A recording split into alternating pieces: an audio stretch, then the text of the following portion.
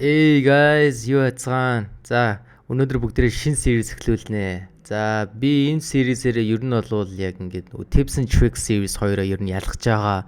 Яг тэн дээрээ альтруунд энэ tools-ээрээ ингээд introduction хийсэн tool-уудынхаа Tips and Tricks байх юм бол яг Tips and Tricks руу оруулж ийн. Харин шинэ tool одоо discovery хийх юм бол ер нь бол tool review руу оруулжсэн дээр гэж бодож байна. Тэгэх юм бол бас ойлгомжтой. Үгүй бол яг tips and tricks чинь амар ингээ уртаа болчихно, нэг жоо утахгүй болчихно те.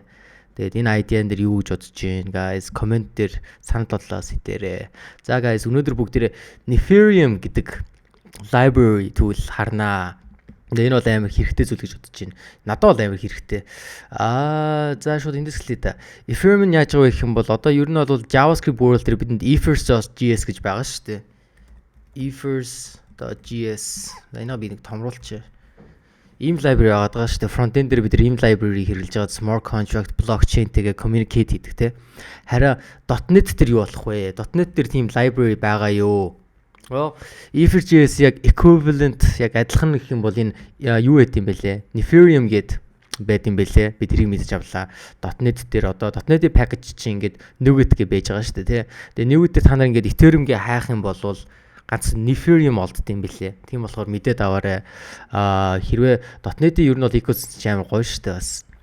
Олон юунуудтай .NET Core байгаа, framework, Xamarin, C# дээр бичдэг. Тэгэд надад хамгийн их таалагдсан юм гэх юм бол одоо C# гэдэг програмыг хэлж одоо Microsoft-ийн тэнгуүтээ Unity гэдэг амар том юу байгаа даа, платформ байгаа даа шүү дээ, тий. AR, VR game хийдэг.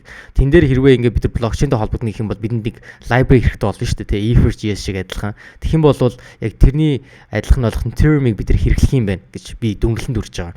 Тэгэхээр хэрвээ би одоо тоглоомтой холбоод одоо нөгөө блокчейнтэй communicate хийх яг layer нь юу болох вэ гэх юм бол Nethereum л гэж бодож байна. Тэгээ би нэг жоон судалсан, ер нь бол амар таалагдсан. Store template нүстэй юм бэлээ. Тэгээд ер нь бол яг ингээд би энэ doc-ыг харсан. Одоо site руу н ороод doc руу н орох юм бол бэж илээ. Тэгээд Nugget дээр байж байгаа. Тэгэхээр өөрсдийнхөө одоо яг C#, .NET-ийн project дээр бүгдээрээ энэ package manager, Nugget-ийн package manager Nethereum-ээс суулгаад хэрэглэж болно. Тэгээд китаб нь юм байлаа guys. Би бол эднүсийг бүгднийг юун дээр тавьчихнаа. Одоо юун дээр description дээр тавьчихна.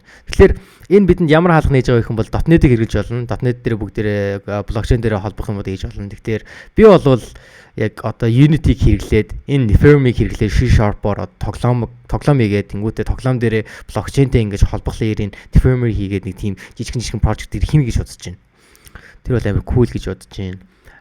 Би бол гэж doc-ыг харсан. Ер нь бол Ethers.js-тэй яг ингэ байдаг capability-нууд бүгдээрээ бэж илээ. Тэр надад таалагдсан.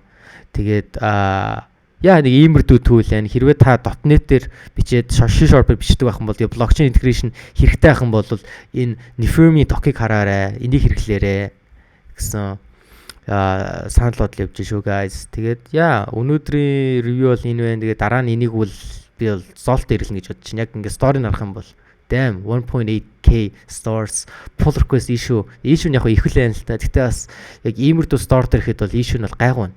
Тэгээ ер нь бол community-г хараадахад бол хурдан орж чадчихнэ бас. Nethereum гэдэг ийм tool байна.